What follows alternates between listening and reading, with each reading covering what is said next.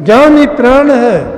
उस ज्ञान जिसने सच्चाई का पता लग गया, वो कैसे भटक जाएगा? वो नहीं भटकता। भटकाव कहाँ होता है? जहाँ ज्ञान नहीं है, जहाँ समझ नहीं है।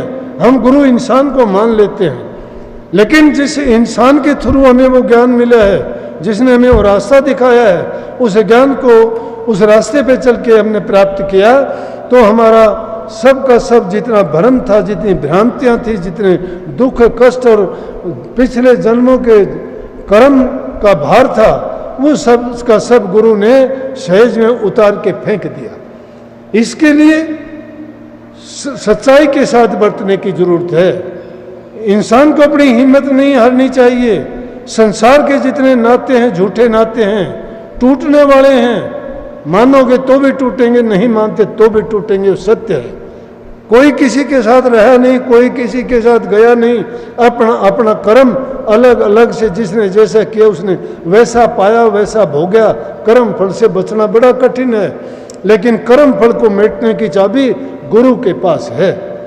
गुरु को सच्चे दिल से तुमने मान लिया और उनके बात बताई को मंत्र मान लिया, तो समझो कि तुम्हारा कल्याण हो गया। इसीलिए कही कि गुरु के दर्शन करने से ही शिष्य के कर्म कट जाते हैं। गुरु के दर्शन करने से क्यों? कि गुरु ने जो नाम की कमाई कर रखी है उसको याद करोगे, उनके गुण आप में आने शुरू हो जाएंगे। कही कि ध्यान मूर्ति गुरु, गुरु के रूप का ध्यान करो। पूजा मूलम गुरु पदम, गुरु के चरण पूजा करने के योग्य है। मंत्र मूलम गुरु वाक्यम, गुरु का बोला हुआ वचन ही मंत्र है। और मोक्ष मूलम गुरु कृपा, गुरु की कृपा जब होगी तीनों चीजें आप करोगे। ध्यान मूलम गुरु मूर्ति, गुरु मूर्ति का ध्यान करो। पूजा गुरु पदम की, चरण की करो। गुरु के वचन की पूरी पालना करो। ये मैं नहीं कहता, शास्त्रों का लेख है। शास्त्रों ने कहा जो सच्चे मन से ये काम करता है, गुरु का ध्यान करता है, उनके चरणों की पूजा करता है, उनके वचन को मंत्र मान के चलता है, तो गुरु की कृपा उस पर बरसती है और उसकी मोक्ष हो जाती है। वो इस जन्म मरण के फंद से भी छूट जाता है और दुनियादारी के जितने भी पाप कर्म भार उसके सिर पर था वो सहज ही में छूट जाते हैं। बातों के चक्कर में मत आया करो। सच्चाई को अपनाने का प्रयास करो। सच्चाई को अपने अंदर खोजने की कोशिश करो। बातों में ढूंढना चाहोगे भटक जाओगे। बातों में नहीं रखा, करनी में रखा है। इसीलिए हमारे जो राधा स्वामी मत और संत मत के संचालक और इस सही ज्ञान को देने वाले थे, उन्होंने कहा ये करनी का भेद है नहीं बुद्धि विचार, बुद्धि छोड़ करनी करे तब पावे कुछ सार। ये बुद्धि का विचार नहीं है, सोचने की चीज नहीं है, ये करनी का है। और करनी करने के लिए पढ़ाई की भी जरूरत नहीं है, उम्र की कोई बात नहीं है, जाति का सवाल नहीं है।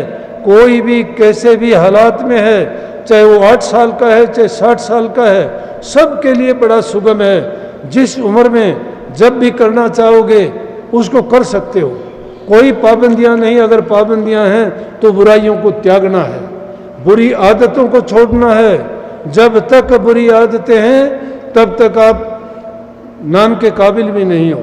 अभी जब दर्शनों पे बैठा था, एक बहन को लेके आए, 3 बहन उसके साथ थी।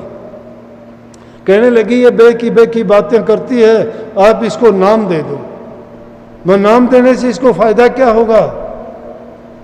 जब ये बे की बातें करती है, नाम तो कभी भी ले लो, नाम तो मिलने में कोई शर्त नहीं है।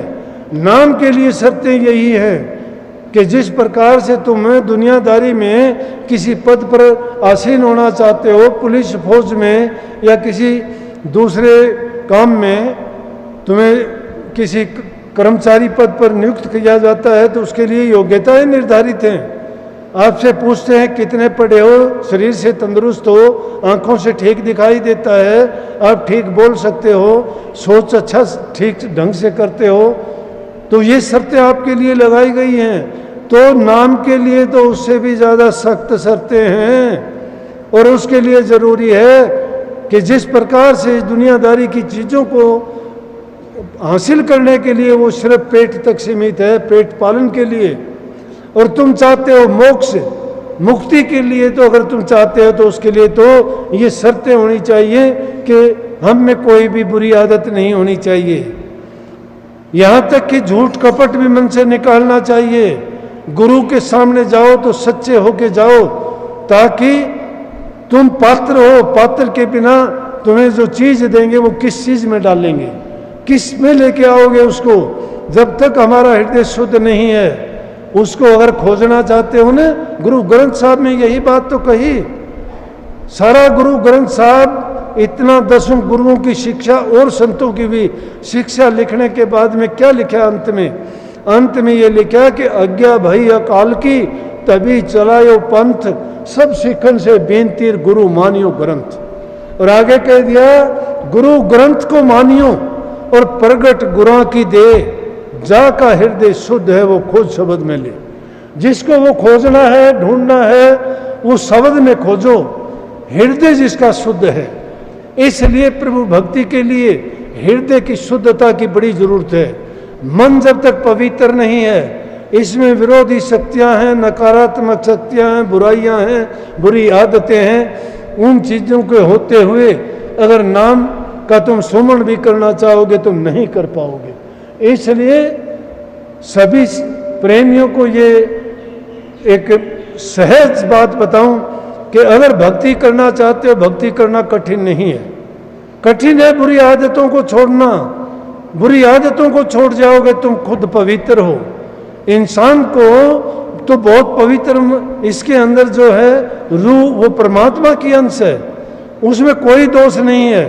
इंसान भी कोई बुरा नहीं है, बुराइयां वो हैं जो इंसान ने बुराइयां लगा ली हैं। इसलिए बुराइयों को त्याग के नाम की कमाई में लग जाते हैं। एक दिन में नहीं, धीरे धीरे करके हर इंसान अपने पद को ऊंचा करना चाहता है। प्रथम क्लास में पढ़ने वाला बच्चा 1 साल में दूसरे दर्जे में हो जाता है, तीसरे साल में तीसरे में, चौथे में, और देखते देखते बड़ी बड़ी डिग्रियां हासिल कर लेता है। एक आदमी एक एक पैसा जोड़ने वाला, थोड़ा थोड़ा लोभ करके एक एक पैसा जोड़ने वाला धनवान बन जाता है। एक एक अक्षर को सीखने वाला विद्वान बन जाता है। अरे हम सत्संगी होके एक एक बुराई को छोड़ के पवित्र नहीं हो पाए, एक एक नाम का थोड़ा बहुत भी सुमरण करके अभी हम नाम के जपने के काबिल नहीं बन पाए। कितनी हमारी कमी है, सोचते नहीं हैं। अपने आप को उठाने के लिए हर चीज़ के लिए तुम प्रयास करते हो, परंतु इन बुराइयों को निकाल के अपने जन्म मरण के रोग से क्यों नहीं बचना चाहते। निश्चित रूप से गुरु की शरण में आए हो, गुरु तुम्हें ज्ञान बांटता है, गुरु तुम्हें शक्ति ताकत देता है, गुरु तुम्हारे मन को जगाता है, गुरु तुम्हारे अज्ञान का पर्दा हटाता है, गुरु तुम्हें वो प्रकाश देता है जिसमें आपको सारी चीज़ें स्पष्ट रूप से दिखाई देती हैं। इसलिए सच्चे मन से अपने गुरु पे, नाम पे विश्वास करके रोजाना ध्यान अभ्यास, नाम का चिंतन सुमरण जरूर किया करो। अपने आप को देखा करो कि मेरे अंदर कितनी कमियां हैं। अगर अपनी कमियों को देख के उन कमियों को दूर करना सीख जाओगे तो आपने सब कुछ पा लिया है। नाम क्या है? अरे ज्ञान क्या है? प्रकाश है क्या? अंधेरे को गायब कौन करता है?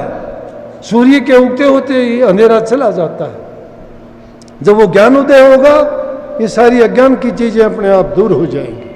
इसलिए आप सबके लिए मैं सद्गुरु महाराज से कृपा करूंगा, उनसे भीख मांगूंगा कि हम सत्संगियों को ज्ञान दें, बुद्धि दें, समझ दें, ये विवेक दें कि हम अपने जीवन को व्यर्थ ना जाने दें। अपने जीवन को सफल करने के लिए हमारे अंदर ये सामर्थ्य दें कि हम ज़्यादा से ज़्यादा नाम का सुमन करें, ध्यान करें, अभ्यास करें।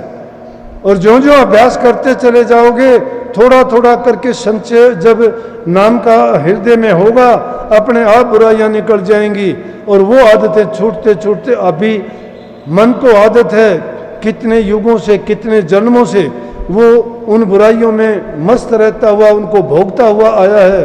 उसके लिए ये आसान तो नहीं, लेकिन गुरु रूपी दवा ऐसी है कि उसका जब सेवन कर लेते हैं तो उस बीमारी का इलाज होता चला जाता है और हम धीरे धीरे करके पवित्र होते चले जाते हैं। और यही खूबी है कि जब पूरे गुरु की शरण मिल जाती है तो समझो कि हमारा कल्याण भी निश्चित है और हमारा इसी जीवन में कल्याण होगा और हमारा जन्म सफल हो जाता है।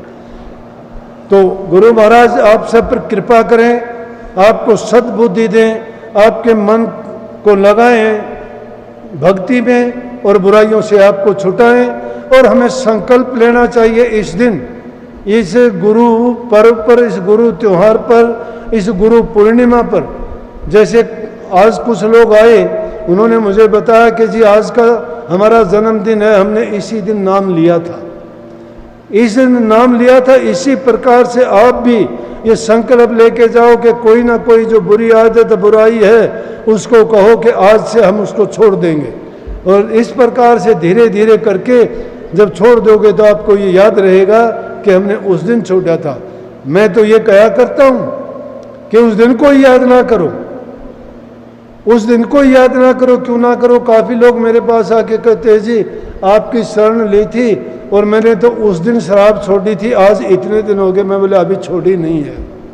बोले जी छोड़ दी। मैं बोला नहीं छोड़ी है। बोला जी किसी से पूछ लो। मैं कहने लगा तू खुद कहने लग रहा, गवाही दे रहा है, तेरे मन के अंदर जिंदा है, वो बैठी है, तुझे दिन बताती है उस दिन छोड़ी थी। कभी भी अपना लेगा उसको, क्यों याद करता है उसको? जो छोड़ दिया उसको भूल जाओ, याद क्यों करो? जिसके दिल में वो चीज जिंदा है उसको याद रखता है तो उसको छोड़ा नहीं है, वो जकड़े हुए है उसमें। ऐसी तकड़ी बेड़ियां हैं, ये छोड़ने पर भी नहीं छूटती हैं। लेकिन उसको समझ के साथ जितनी भी ऐसी बातें हैं गुरु के अर्पण करते चलो। इसीलिए गुरु की जरूरत पड़ती है कि जब भी ऐसी कोई कठिन कार्य होता है तो उस्ताद को बुला के कहते हैं ना कि उस्ताद तू ठीक कर, मेरी समझ में नहीं आया ये। जब बड़ी मुश्किल आ जाए तो गुरु को याद कर लिया करो, गुरु महाराज ये मेरे से नहीं सुलझी, आप सुलझाओ इसको।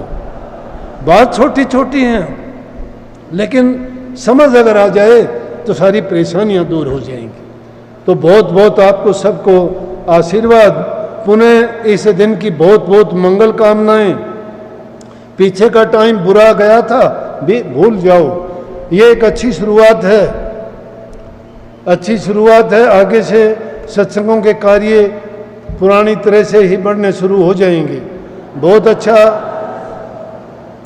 ये अवसर मिला आपको, काफ़ी दिन के बाद आपके दिल के दर्द को समझ सकता हूँ। आपका प्यार है, विश्वास है आपका, और वही चीज़ हमें इस तरह से आपस में मिलाती है और यही चीज़ हमें प्रभु से भी मिलाती है।